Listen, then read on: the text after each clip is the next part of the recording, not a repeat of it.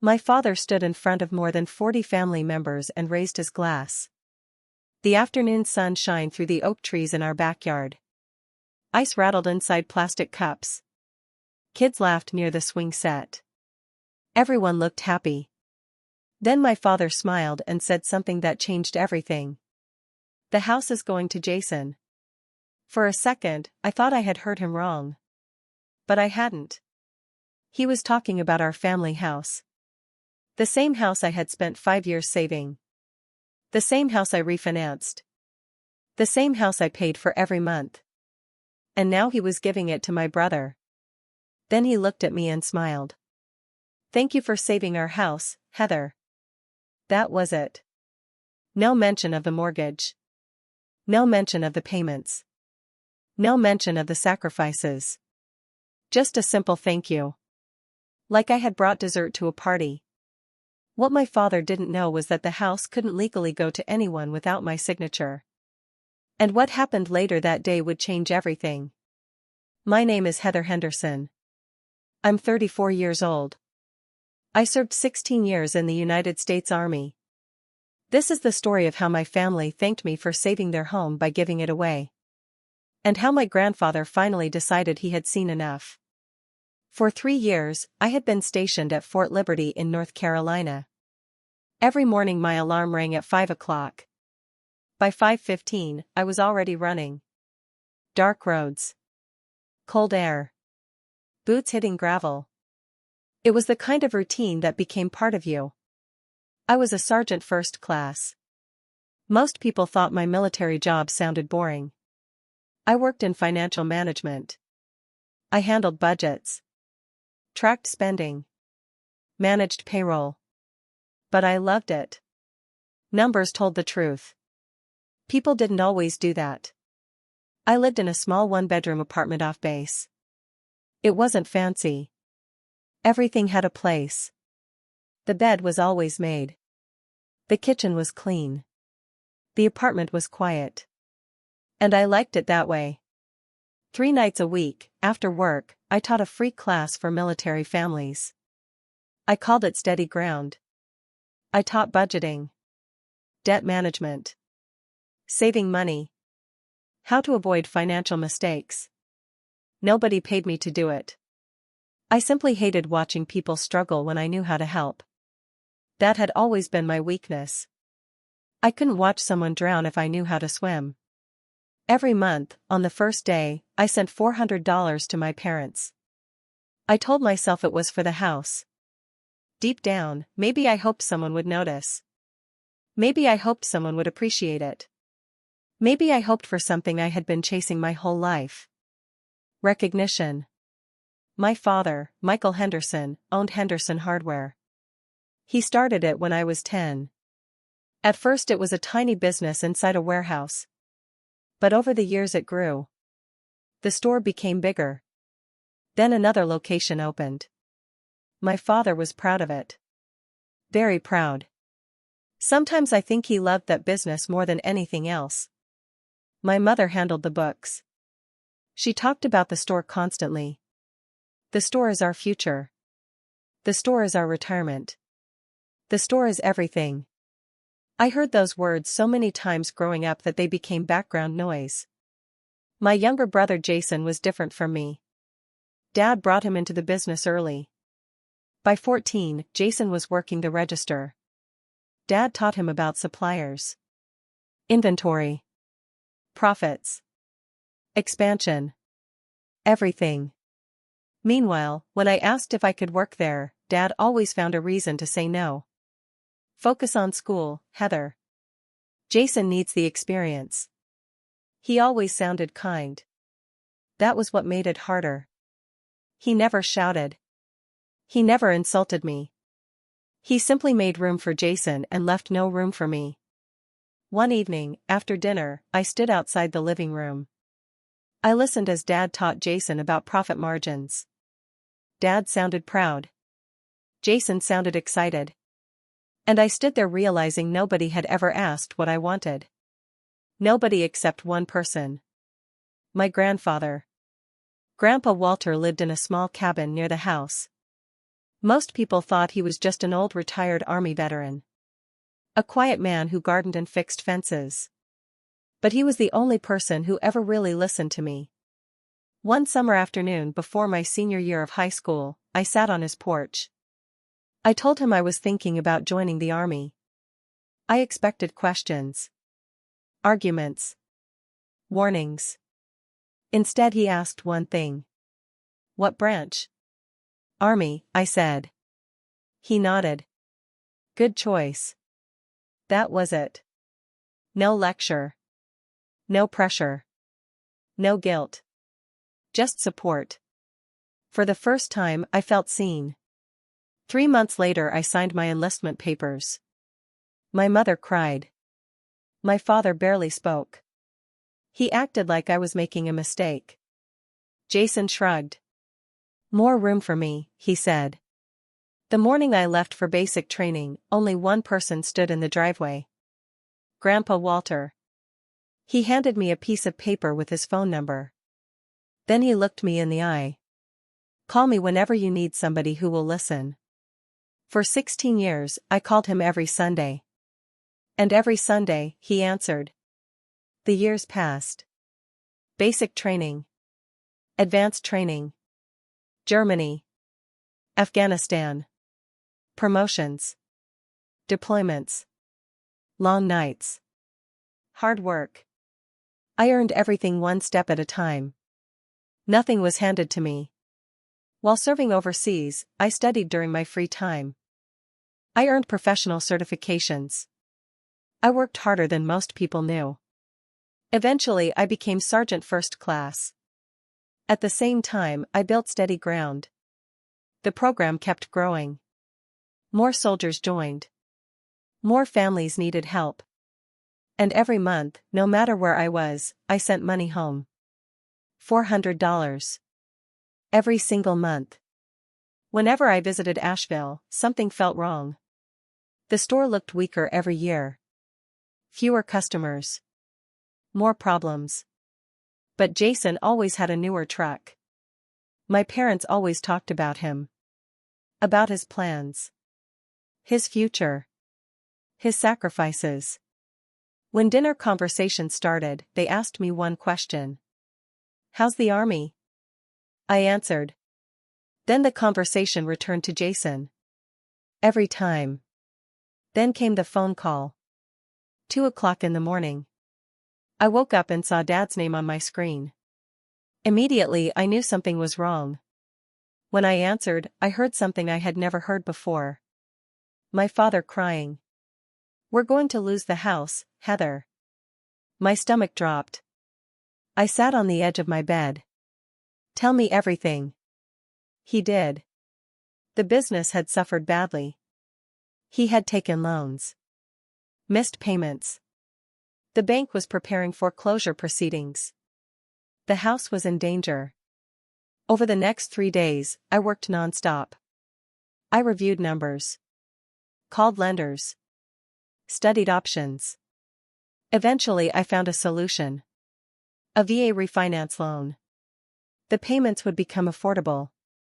The foreclosure could be stopped. There was only one requirement. My name had to be placed on the deed. It's only paperwork, Mom said. We'll fix it later. Dad agreed. Just save the house. So I did.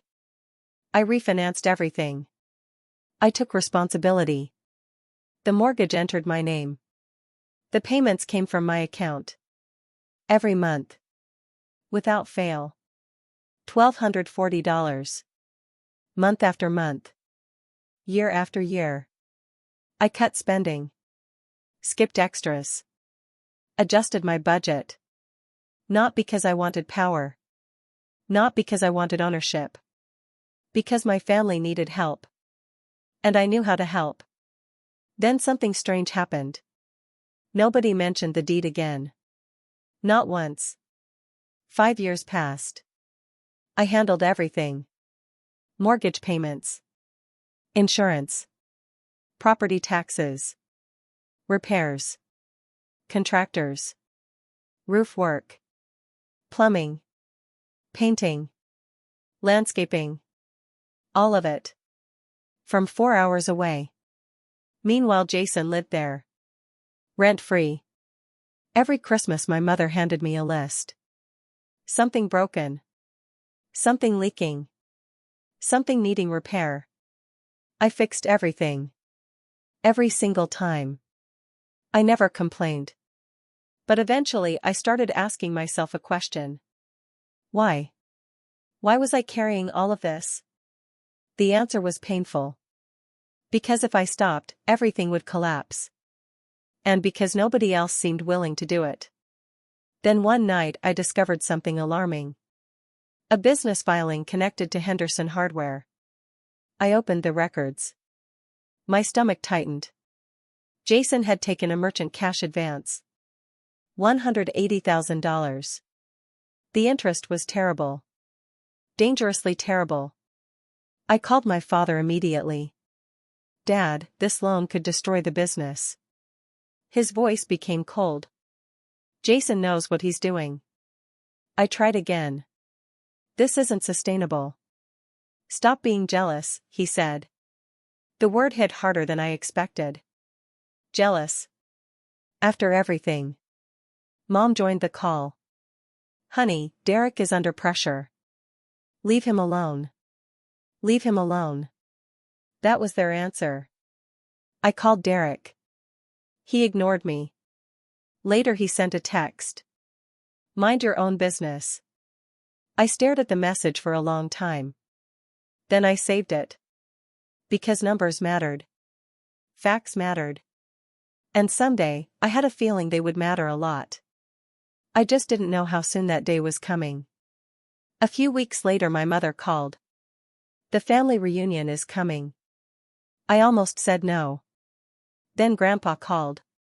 His voice sounded different. Come to the reunion, Heather. Why? Because I need you there. That was all he said. And somehow, that was enough. So I packed my bag. Drove 4 hours to Asheville. And headed toward the reunion that would change everything. I had no idea that before the day ended, family secrets would explode into the open. And my grandfather would reveal a truth nobody saw coming. When I arrived in Asheville, I stopped by Henderson Hardware before going to the house.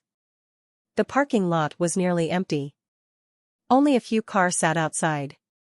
The paint on the building was peeling. Inside, one employee sat behind the counter looking at his phone. The place felt tired. The store my father loved so much looked like it was slowly falling apart. A bad feeling settled in my stomach. Then I drove to the house. The house looked beautiful. Of course it did. I had paid thousands of dollars to keep it that way. Fresh paint. Clean gutters. Perfect landscaping. Everything looked exactly the way it should. Derek's expensive truck sat in the driveway. Newer than mine. I parked behind it and walked inside. The old grandfather clock still ticked in the hallway. Steady. Unchanging. Like it had no idea what was about to happen. Jason sat on the couch watching baseball. He barely looked up. Hey, sis. That was it. No hug. No smile. Nothing. I carried my bag upstairs. Then I discovered my old bedroom was gone. Christmas boxes filled the space. Exercise equipment sat in one corner. My bed had disappeared. A thin futon leaned against the wall. Mom stood in the doorway. Your brother needed the closet. Of course he did. Everything always belonged to Jason. Even things that used to belong to me. That night I couldn't sleep. The futon hurt my back. The room smelled like dust and storage boxes. Around 1 in the morning I opened my laptop. Something told me to check the business records again. What I found made my heart sink. There wasn't one loan. There were 3. $180,000. $90,000. $70,000. 3 separate merchant cash advances. 3 dangerous debts. 3 ticking bombs. Total debt, $340,000. One was already in default. I stared at the screen. The numbers told a story nobody wanted to hear. The business wasn't surviving. It was drowning. And if the creditors came after personal guarantees, the house could end up in danger again. I closed the laptop. My father had ignored my warnings before. I wasn't going to beg him to listen again. The next morning the reunion began. Cars filled the driveway. Children ran through the yard. Relatives laughed and carried food. The smell of barbecue drifted through the air. Mom moved around the kitchen like a commander. Dad walked through the crowd shaking hands. Everyone seemed happy. Everyone except me. And maybe Grandpa. He sat alone at a table near the edge of the yard. Quiet. Watching. Waiting. When I walked over, he squeezed my hand. "Whatever happens today," he said softly, "stand tall." Something in his voice made me nervous. But before I could ask questions, he let go. After lunch, Dad stood up. He tapped his glass with a knife. The yard became quiet. "I have an announcement." Everyone looked at him. He smiled proudly. Then he began talking about Henderson Hardware. Its history. Its future. Its legacy. The word legacy came up again and again. Then he looked at Jason. His face softened immediately. Jason stayed. The crowd nodded. Jason kept the family business alive. More nodding. Then Dad looked at me. The warmth vanished. And Heather chose a different path. Different path. Not service. Not sacrifice. Not 16 years in uniform. Just a different path. I sat quietly. My hands stayed still. My face showed nothing. Years in the army had taught me how to hide emotions. But inside, something hurt. Badly. A little later, Grandpa quietly asked me to walk with him. We left the reunion and headed toward his cabin. Neither of us spoke. The small cabin looked exactly the same as always. Simple. Clean. Peaceful. Inside, he pointed toward an old military footlocker. "Open it." I knelt beside it. The metal latch clicked open. Inside sat old military uniforms. Medals. Photographs. A green beret. I stared. "Grandpa." He nodded. "Special Forces." My eyes widened. Nobody had ever told me. Nobody had ever asked. For 26 years he had served in Special Forces. 3 wars. Countless missions. And our family barely knew anything about him. Then he lifted a hidden panel from the bottom of the footlocker. Underneath was a leather folder. He handed it to me. "Open it." I did. My eyes moved across the pages. Then I froze. Trust documents. Legal papers. Investment records. Property ownership. Asset reports. The numbers made no sense. I read them again. And again. $8.2 million. My grandfather was worth more than $8 million.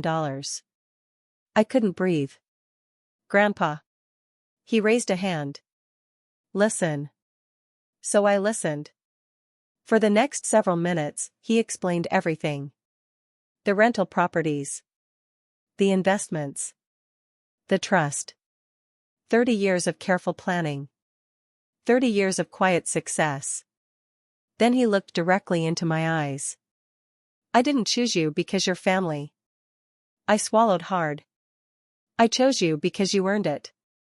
His voice became stronger. "You served your country. You saved this house. You helped strangers through steady ground. You showed up every time." He pointed toward the reunion outside. "Some people serve." His eyes drifted toward the house. "Others just stay." Then he told me to return to the party and wait. Wait for what? He didn't answer. Only smiled slightly. For the first time all day. Back at the reunion, I sat quietly. The leather folder stayed hidden under Grandpa's chair. Nobody knew. Nobody suspected. Everyone kept eating dessert. Laughing. Talking. Completely unaware of what was coming. Then Dad stood up again. One final announcement. He placed his hand on Jason's shoulder. The house will belong to Jason. Applause broke out. Jason grinned. Mom dabbed her eyes. Then Dad looked at me. And Heather, thank you for saving our house.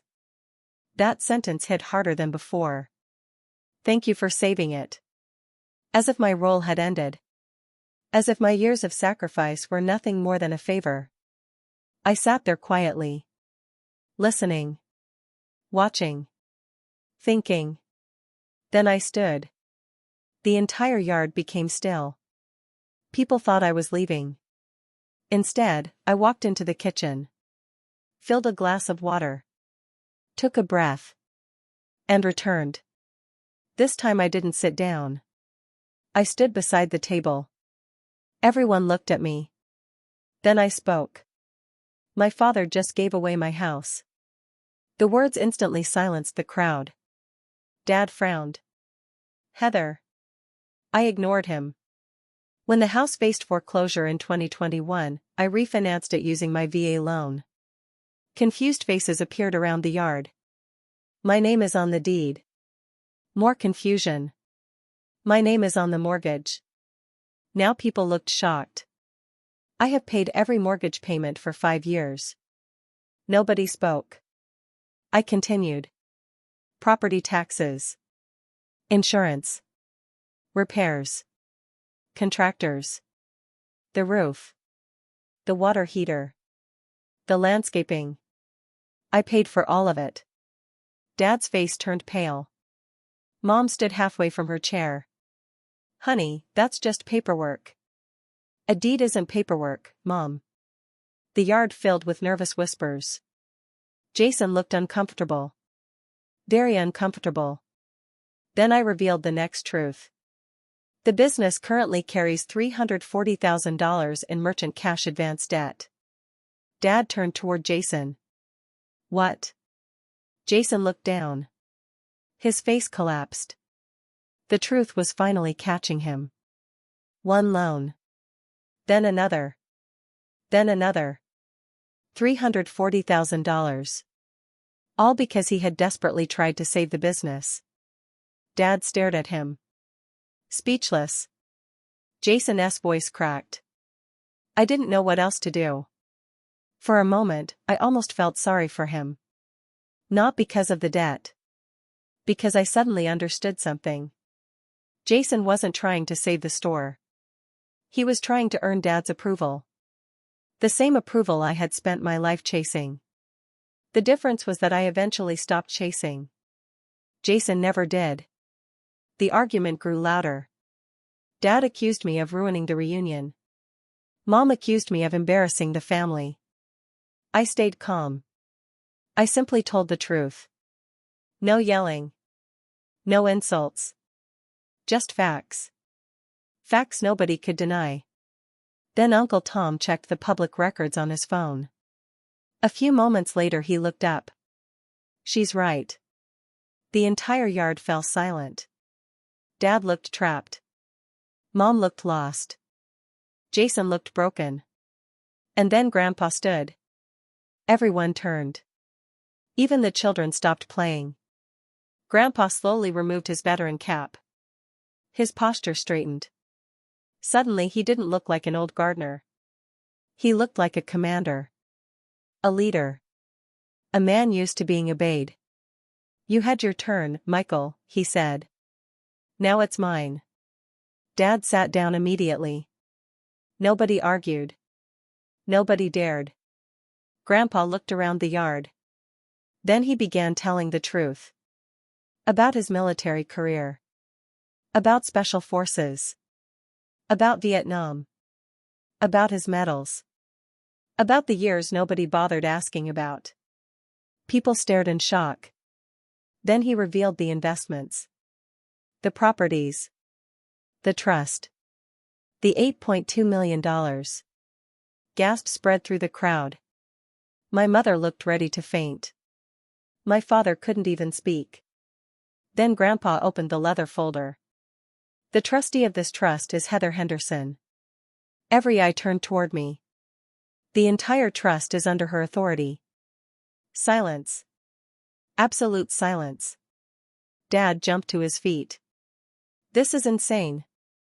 Grandpa didn't flinch. It's already done. Dad looked furious. You gave everything to her? Grandpa shook his head. No. His voice remained calm.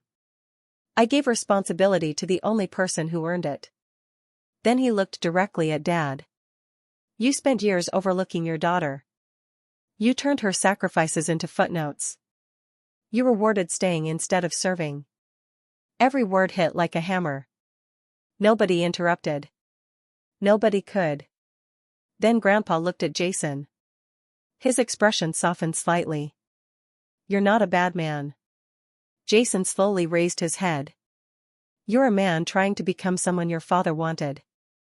Tears filled Jason's eyes. Grandpa continued. Get help. The trust will pay for counseling and financial planning. But Heather decides how funds are released. Jason nodded. For once, he wasn't arguing. For once, he wasn't pretending. Then Mom started crying. Real crying. Not the dramatic kind. The painful kind. The kind that comes when a person finally understands what they missed. She buried her face in her hands. Dad looked smaller than I had ever seen him. The confident businessman was gone. Only a tired old man remained. A man realizing how badly he had failed.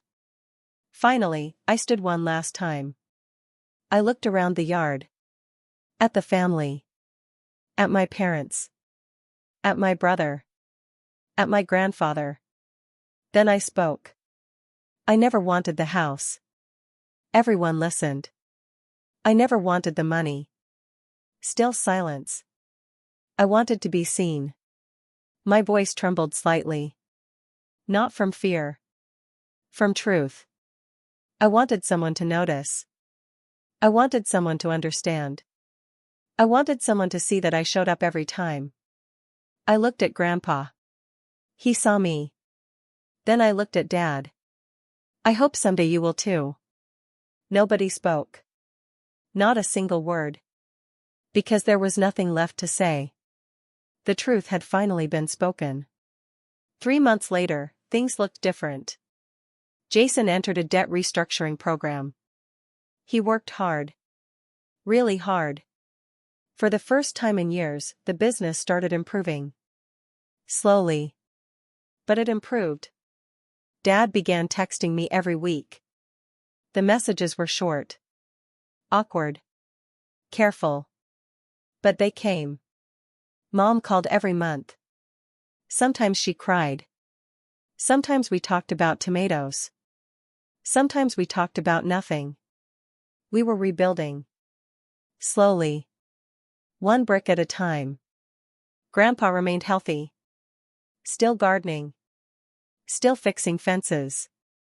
Still calling me every Sunday. And steady ground continued growing. 500 military families eventually joined the program. More lives changed. More people found stability. More people found hope. The house stayed in my name. I didn't sell it. I didn't force anyone out. I simply protected it. The way I always had. Only now everyone knew. A few months later, I returned to Asheville. I walked up the porch steps. Reached for the brass doorknob. The same one I had polished 53 times. It felt cool beneath my fingers. Slightly tarnished. For the first time, I left it that way. Someone else could polish it now. I had already done enough. The hardest lesson I ever learned wasn't about money. It wasn't about property. And it wasn't about trust funds. It was this. Serving people doesn't guarantee they will see your worth. But their blindness does not erase your value. And sometimes the person who truly sees you has been standing quietly beside you all along. My grandfather saw me. And because of that, I finally learned to see myself.